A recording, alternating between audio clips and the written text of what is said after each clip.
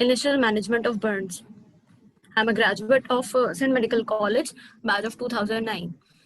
The outline of my talk would be, I will talk about burns in general, then I will classify them, I will describe the types of burns and their management in detail. A burn is an injury caused by heat, electrical current, radiation to the skin, even the respiratory damage done by the smoke is also called burns. Burns are the fourth leading cause of injury following road traffic accident, falls, and interpersonal violence worldwide. It accounts for 5 to 12% of all injuries worldwide. A burn injury is caused when there is thermal insult on the skin that leads to acute changes in the composition of the skin. It kills cells, it denatures proteins, and causes injury.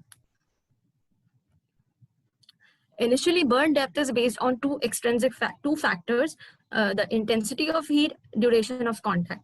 The longer the duration of contact of skin with the source, the deeper the burn would be. The hotter the source or the longer the duration of contact, the deeper the burn injury would be.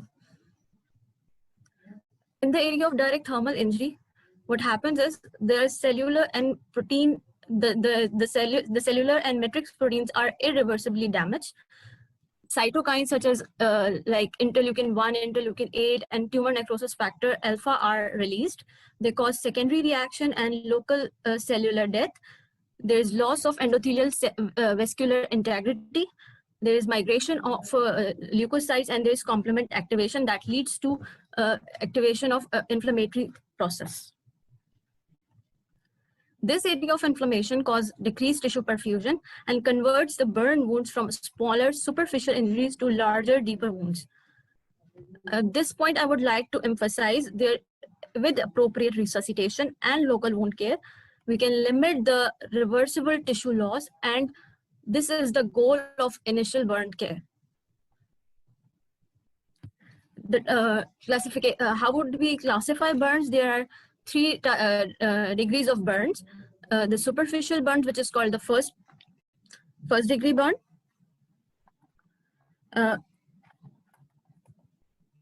They affect the epidermis only. They are dry. There is only erythema. They blanch with pressure, and they are painful. There is no blistering or ulceration on the skin. The most common example is the sunburn. They usually heal on their own. No further management is needed, and there is no systemic inflammatory response. They do not require resuscitation, and they can be managed as an outpatient with adequate analgesia. Then the second degree burn, they are classified as partial thickness and deep partial thickness. The superficial partial thickness burns are limited to the upper layer of the dermis. They presents with blistering, and when these blisters are unroofed, you will find the pink, moist, edematous underlying skin that blanches on pressure. The deep partial thickness burns extends into the deep dermis. They are whiter. They have variable degrees of sensation and edema. They do not blanch on pressure, and they do not exhibit capillary refill. They sometimes require excision and skin graft. Then the full thickness burn, also called third degree burns, they are dry, leathery, and the skin is contracted. They are insensate, and they can be brown, black, white, or dark red in color.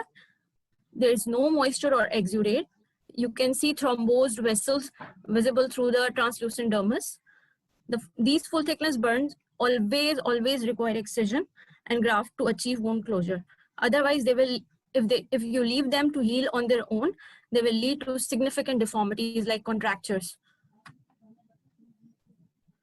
Then there is another degree of burn, which is called fourth degree burn.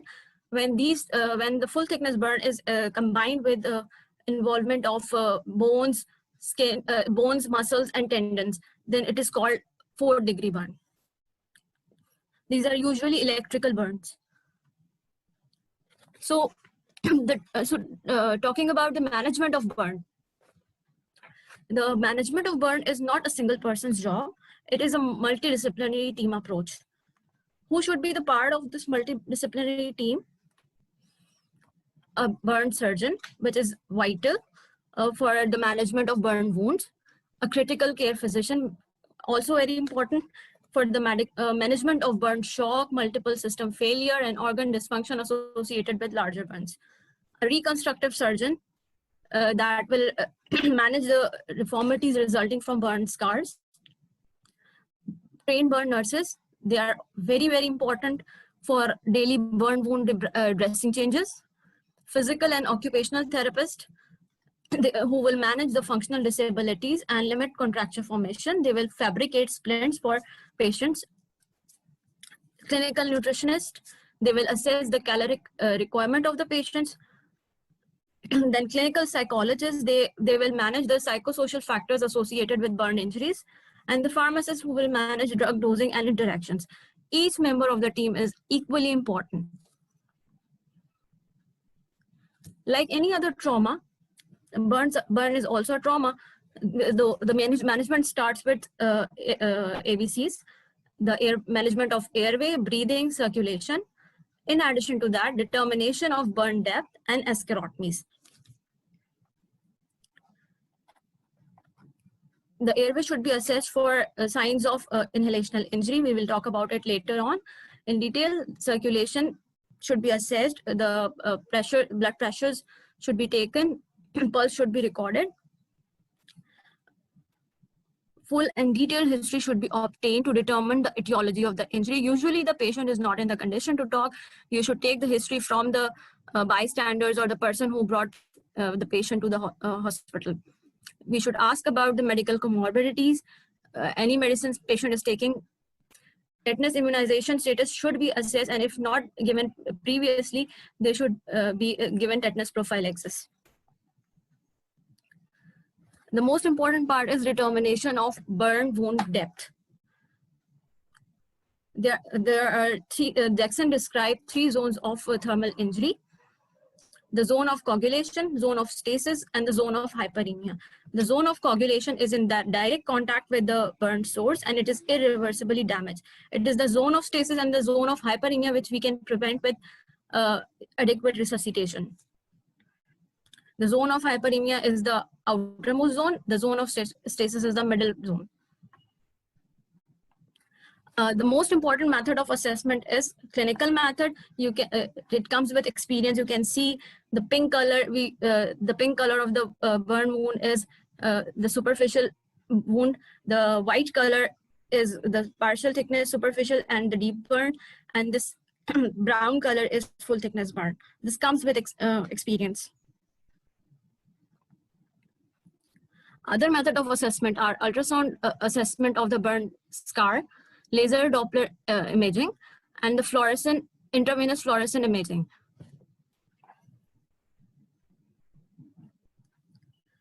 Assessment of the burn size.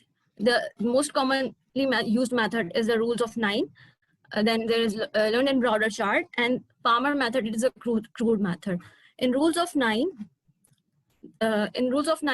each area of the body is represented by 9%.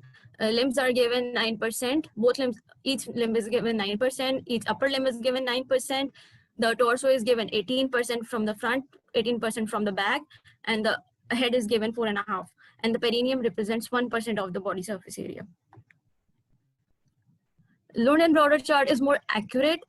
As you can see, it has a representation of each part of the body individually, and it also differentiates the age of the patient as well. It is different from age 0 to 1 year, 1 to 4 year, 5 to 9 years, and it is different for adult. The Palmer method is a crude method. You can use the palm of the patient, not the clinician, to assess the total body surface area burned. The palm represents 1% of the body surface area. Principles of management. There are 5 principles of management of each burn. The local wound care, analgesia, hydration, nutrition, and physical therapy. Local wound care involves removal of all the burn clothes from the patient's body, transfer of the patient to a safe place, and covering the wounds with appropriate dressings. The most commonly used dressing is the paraffin gauze dressing, but nowadays silver alginate dressings are also available. We can also use that for stable wounds. The advantage of paraffin gauze dressing is it is easily available, it is cheap, and you can use them for unstable burn wounds, which you need to review daily. The silver alginate dressings can be are applied for a longer period of time. They continue to they continue their activity for around 7 days, but they are expensive. Patients should be given adequate analgesia. Opioids are the main analgesics which we can give to these patients. For breakthrough pain, we can also use opioids. NSAIDs are usually avoided because burn patients are prone to gastric ulcers, and they tend to gastrointestinal bleeding. Hydration, which is very, very important. We will talk about it in detail. Nutritionally, we should take care about these patients. For smaller ones, the patient can tolerate enteral feed, but for larger ones, we can put patients on nasogastric feeding. Physical therapy should be started for patients who are having burn wounds to limbs or across the joint surfaces. Otherwise, they will have joint stiffness or can lead to contracture formation. As per American Burn Association criteria, burns greater than 20% total body surface area in adults or greater than 10% in a child should be admitted to ICU for hemodynamic monitoring and resuscitation.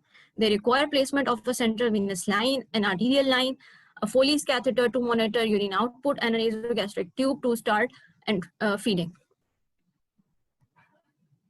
This is the American Burn Association criteria for burn center referral, which includes any patient who's having partial thickness burn greater than 10% total body surface area, burns that involve the face, hand, feet, genitalia, perineum, or major joints regardless of the area burn, third-degree burns in any age group, electrical burns including lightning injury, chemical burns, inhalational injury, burn injury in patients with pre-existing medical disorders, any patients with burns and concomitant trauma. Sometimes these patients fall after having a burn injury and they have fractures and other spine injuries, so they should be admitted.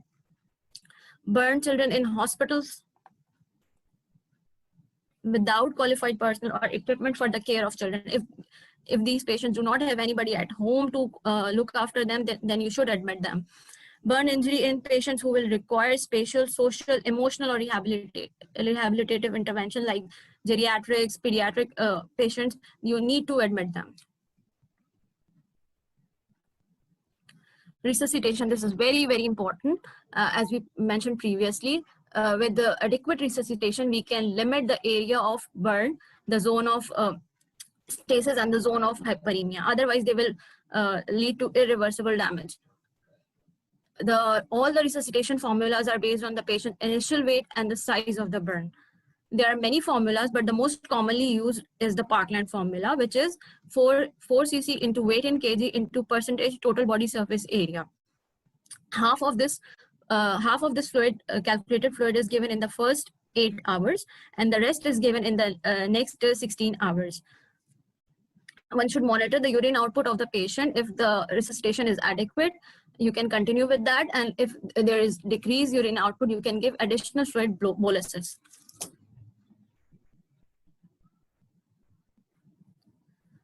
Which fluid to give for resuscitation?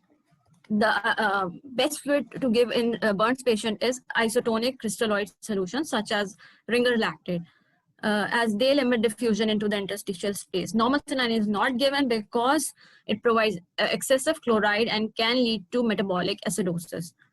Colloids are not given in the first 24 hours because the capillaries are leaky and the protein will go into the interstitial space, and it will also take fluid with them, and it will aggravate edema, and there will be no advantage of giving fluid. Children should be given glucose as they are having little glucose reserve, and we should alternate glucose drips with ringer lactate.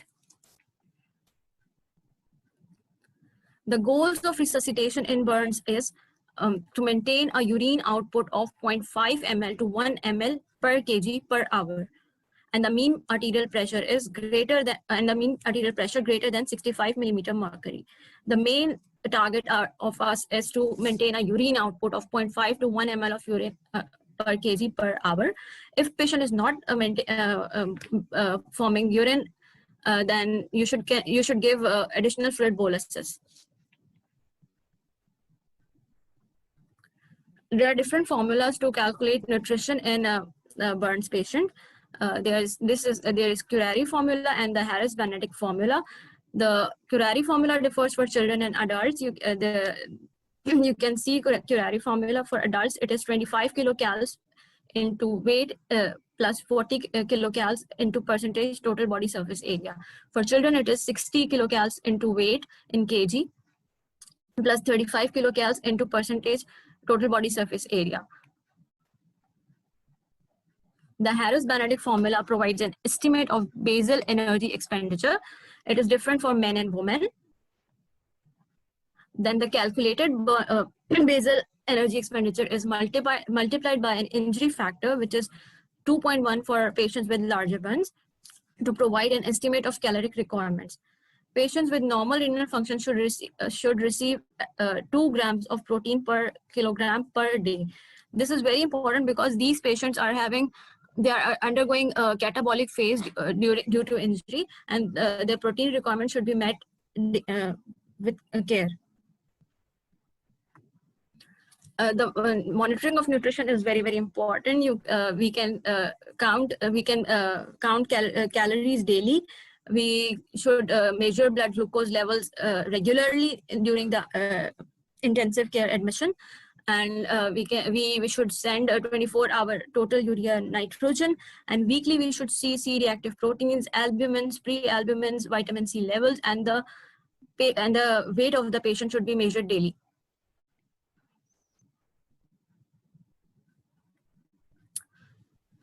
Chemical burns, they are different from thermal burns because the acids cause the coagulative necrosis and the alkalis cause liquefaction.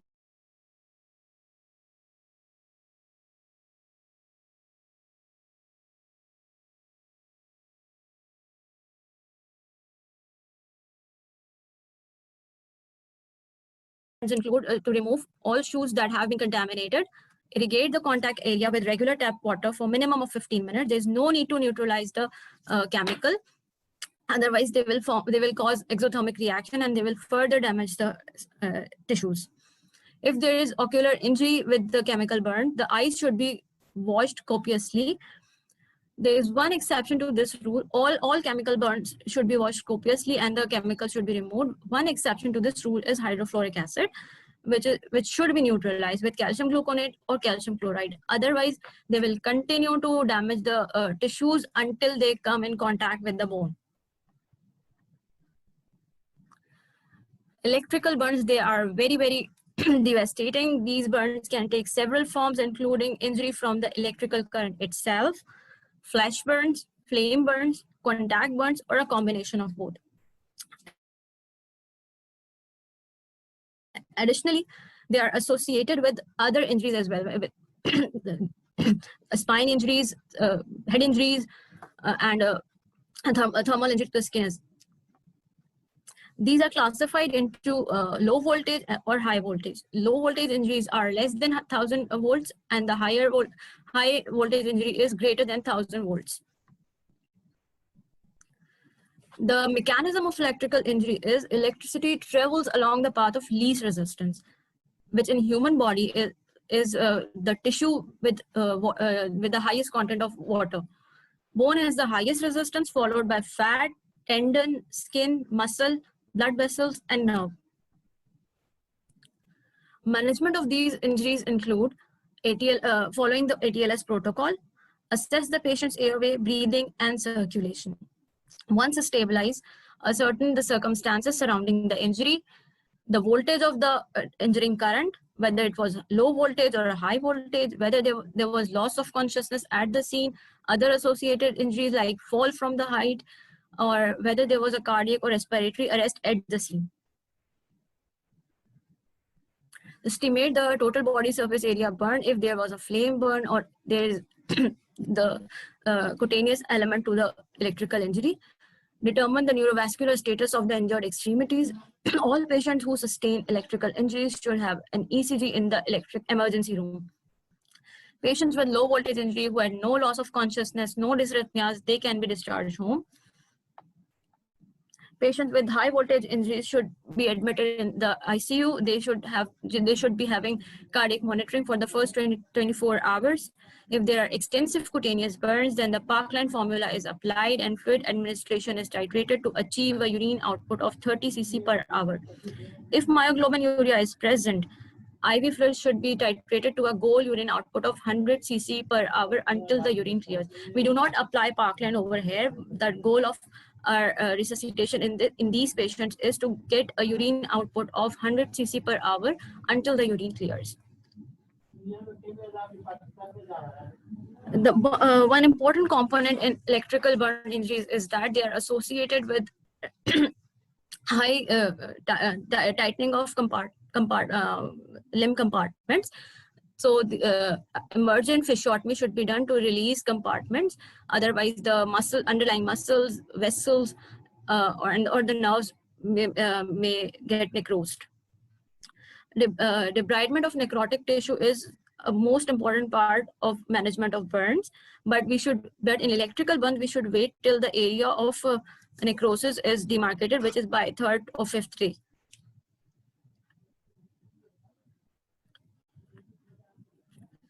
Late effects of burn injury. One point I would like to emphasize on this, while doing fasciotomy, do not expose the underlying vessel, nerves, or tendons. The late effects of burn injury include hypertrophic scarring, Marjolin ulcer, which is the malignant degeneration in the burn scar, heterotopic ossification, that is calcification in the soft tissues. Inhalational injury, which is very devastating. It can lead to serious morbidity or even mortality. Inhalation of the products of combustion can lead to pulmonary injury. It is divided into supraglottic and subglottic component. The supraglottic component is due to inhalation of breathing of hot air. It leads to edema of the supraglottic epithelium. Then the subglottic component is due to toxic fumes inhaled by the patient. It leads to pulmonary injuries similar to ARDS. Carbon monoxide inhalation is very devastating since carbon monoxide binds to hemoglobin and interferes with the delivery of oxygen. Diagnosis of inhalational injury. One should suspect inhalational injury from the history. If the patient or the attendants are giving you history of burn in a closed space, you should suspect inhalational injury. You should look for stigmata of inhalational injury, which are singed nasal hairs, presence of burn around the nose, presence of burn around the mouth, wheezing, or on bronchoscopy, you will find soot in the oropharynx. We should monitor, in these patients, we should monitor arterial blood gases, carboxyhemoglobin levels. We should obtain radiographs, and bronchoscopy is the gold standard. You will see soot particles in the oropharynx. Radiographs will not show pulmonary infiltrates in the initial hours, but they should be used to monitor the progression.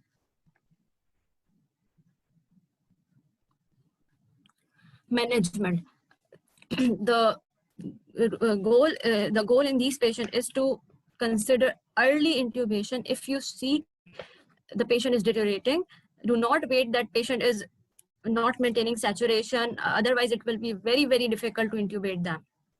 In addition to intubation and mechanical ventilation, we should also use aggressive pulmonary toilet, which includes breathing exercises, incentive spirometry, and secretion and suction to remove mucus and secretions.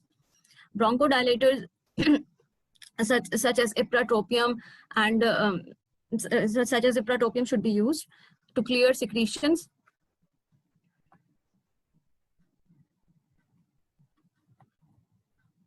That's all about management of burns. This activity was supported by this JSM Ioana. Thank you for your patient listening. If you have any queries regarding burns or this talk, you can contact me on my email address.